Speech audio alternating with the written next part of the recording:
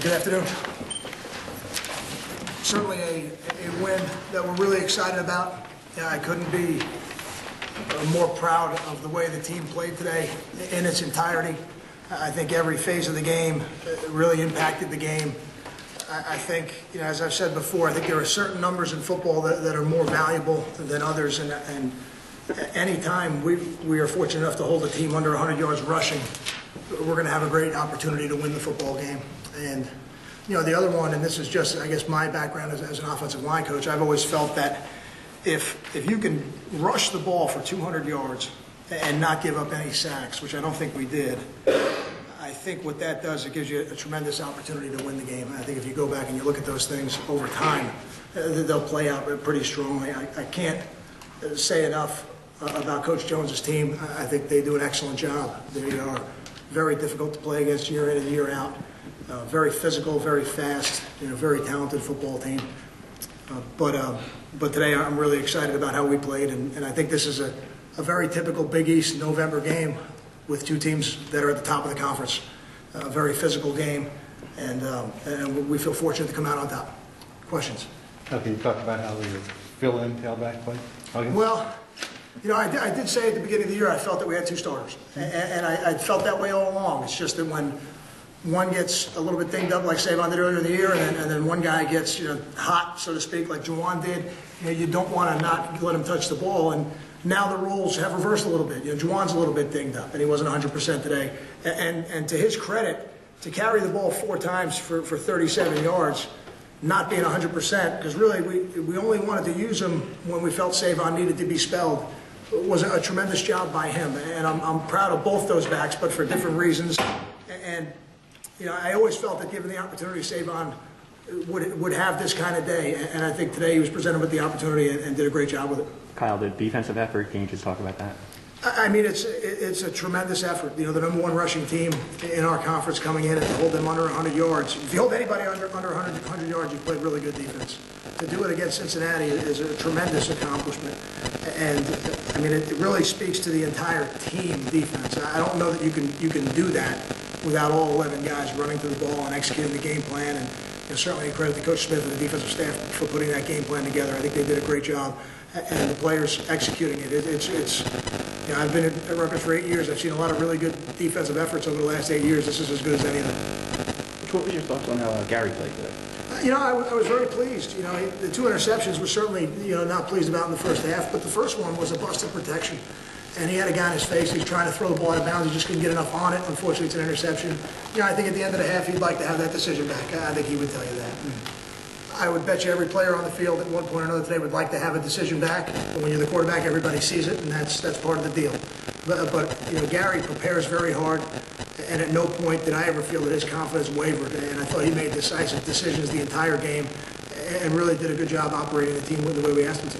The field goal drive there in the second half, you guys ran the ball 9 out of 12 times. You talk about being an old line coach. That's got to make you feel real good to be able to do that. I was pleased with our effort up front and with the running backs and the tight ends and the fullbacks. To have that kind of day without your starting fullback who's a really good player and without your starting right guard who's done a good job for us, I think really speaks to what I said a couple weeks ago, that this part of the season always tests your depth. And nobody's healthy this time of year. Every team that you play, including yourself, has lost key players, and we have, but we've had other people step up, and they did a good job today in their roles. Savon had 7 of those carries. Did you just sense his confidence growing as the game progressed? I thought he was confident I've never felt at any time in his career that he wasn't confident. I think what happens with a running back when he's able to carry it 41 times, which I actually shorted him in the locker room. I thought it was 40. I thought I only gave him a half day. But I think what happens with a running back when they carry it more than 25 times is they get into a rhythm. And they start to feel the way the offensive line is moving. They feel the way the defense is reacting to the blocking schemes. And I think that happened for Savon today. And I think that's always a positive for your runners. You talked about being 5-0 and still controlling your own destiny with 2 to go. We don't speak to the first part, but the second part I think is important. I think when you are in the situation we're in, we understand exactly how precious and fragile that situation is. We're fortunate that we've done a good enough job. We've put ourselves in that position. But when we come back tomorrow, the most important message to the team is going to be none of those previous wins give us anything next week. You know, we got to go back to work. We're going to go on the road again against a really fine Pittsburgh football team that's getting better each week.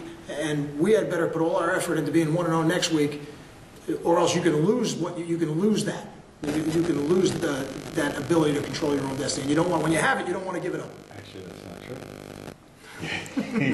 I mean, regardless of what happens next week, you're playing for the Big East and the bid against Louisville. Well, That's where you put yourself in position. That's why I was asking about still controlling your own destiny. I hadn't thought of it that way. Okay. It's very difficult for me to We think won't tell the two games team. down We won't tell the team, all right? Please don't. We'll tell players. Nick's bounced back the 42-yard field goal after the one was blocked. Can you just talk about him being able to bounce back like that? I thought he did a good job, really. You know, the one that was blocked was protected fine. It was a low kick. You know, so it really was him bouncing back because that, you know, he just didn't get enough of a rise on the ball when he kicked it. And then the second one to kick a 42-yarder, he was tremendous. I saw him in pregame kick one from I think 51 or 52 yards. So I felt good that his leg was feeling good today. And I was going to put him out there. I told him that after the one got blocked. I said, hey, process what happened and get ready to kick the next one because you're going to have another opportunity. And sure enough, he did. 10 games into the season, you resigned that none of these games are going to be easy. You just accepted that. Absolutely.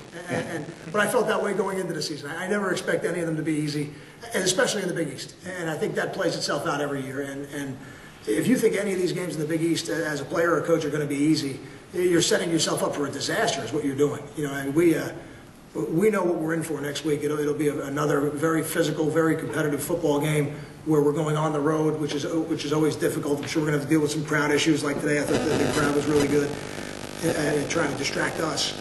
And we need to put the same kind of effort that we put into this game into the one that's coming up a week from now.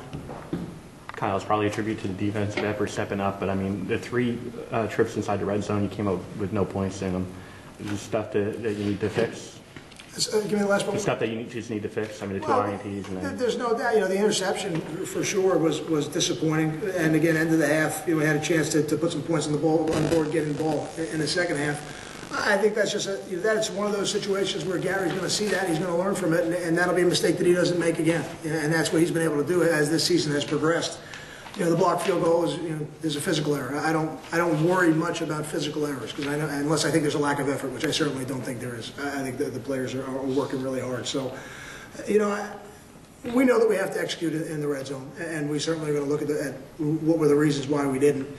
You know, but as the game goes on, every game becomes a little bit different. And as much as I might be disappointed about the field goal that got blocked, I'm really proud of his effort to come back later in the game, correct himself, and make a really big kick for us. To me, the positive is much bigger than the negative. Got time for 2 more?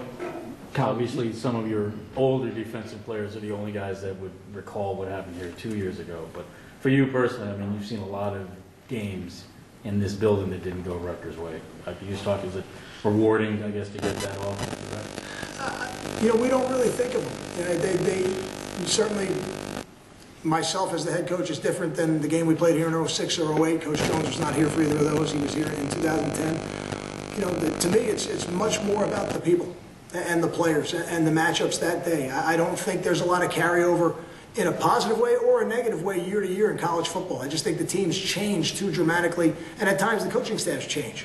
So, you know, I think this was a one-time event, and we were fortunate to come out on top of it. Obviously, you've addressed this already, but the goal of the stand on 3rd and 4th down, stopping Wynn twice in a row, how big was that, and what went into the thought process after the timeout? No, I think it's a big momentum change in a game. Anytime you have the ability to stop somebody on 4th down. You know, I know they handed it to a really talented, really good running back behind a very good offensive line, and we were able to make a play and stop them. And you know, the stopping of the drive is critical, but also you're taking points off the board when you do that. So I think that the combination of those two things they're momentum swings in a game for sure. Thanks, Colin. Thank you. Thanks, guys.